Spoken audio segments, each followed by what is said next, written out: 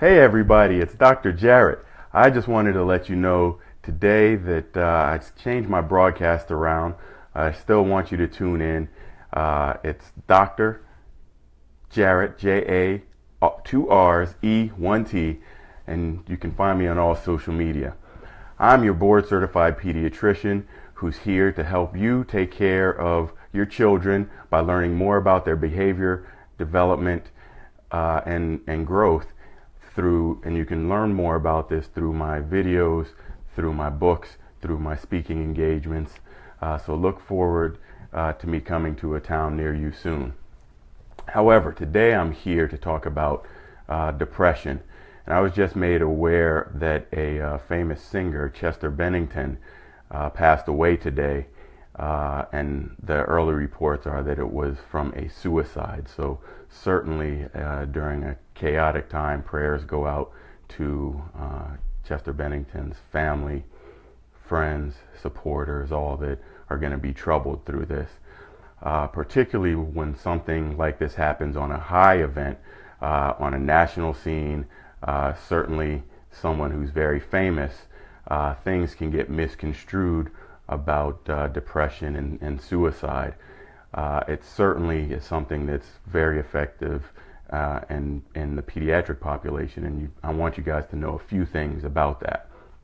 So first of all, nobody just happens to wake up and change their mind and decide they're going to commit suicide that day. But you guys need to be aware of a lot of things that are going on. So first of all, depression can start very early childhood. A lot of times it can start around a life event, perhaps a parent divorce, death in the family of a close relative. Could be even something as bullying. Just being a teenager is something that is also very tough on kids, that can certainly make it difficult for them to cope. So these types of things lead children into a depressed mood. So what exactly is a depressed mood? Well, it's things that you're going to know about your children. So you need to follow their mood. If they seem particularly irritable or angry all the time, and that's not their normal personality, this could be a sign. There could be overeating or undereating associated with a depressed mood.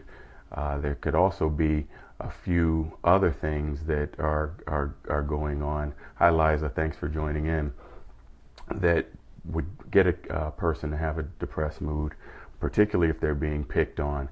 So you're going to want to talk to their teachers, make sure you're looking at their grades. If there's a sudden change in grades, that's going to be something that's going to really lead you that there may be something going on with your children. So also, this is a good time to make sure you're taking them in to see their doctor regularly, because one of those things that you see is that many more pediatrician offices are actually getting their kids ready and screening them for depression in the well visit. So this can happen anywhere from 11 years on. So just getting a baseline screening and working along with your doctor, particularly if you have concerns. So if you have concerns or any of these major life events have started happening to your child, starting counseling is one of the most effective ways to help the child learn how to cope and deal with depression. So I want you guys to be sure that you're following your child through, and it may even be a family counseling situation that can help.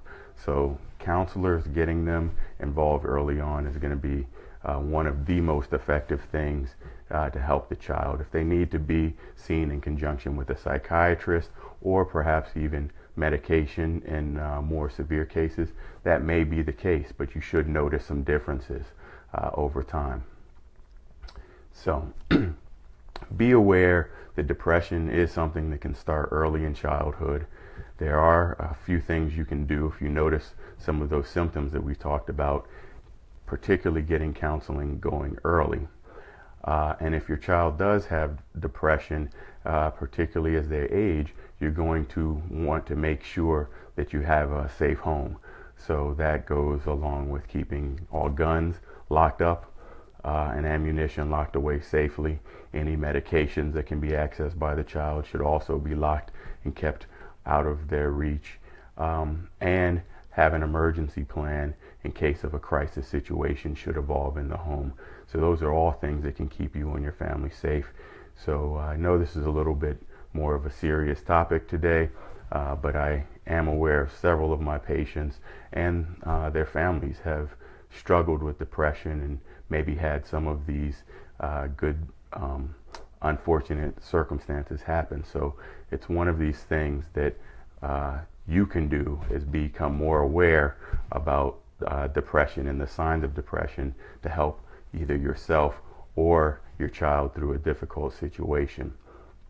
So as always, thank you for tuning in today. Thanks again, Liza, for tuning in. It's Dr. Jarret. You can spell out Dr. J-A, 2 R's, E, 1 T, and I can be found on social media. You can please like my Facebook page, and I'll be back very soon with another broadcast. Guys, take care.